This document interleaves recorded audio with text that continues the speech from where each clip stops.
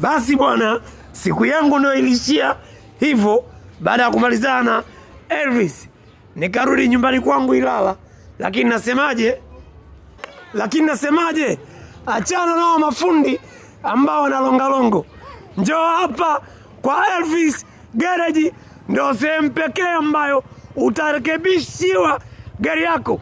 Wapigie namba 0717 12 31 52. Elvis Garage ndo mpango mzima. Basi bwana, siku yangu ndio ilishia hivyo. Baada ya kumalizana Elvis, nikarudi nyumbani kwangu Ilala. Lakini nasemaje, achana nao mafundi ambao wanalongalongo. Njoo hapa kwa Elvis Garage, ndio sehemu pekee ambayo utarekebishiwa gari yako. Wapigie namba 0717 12 31 52.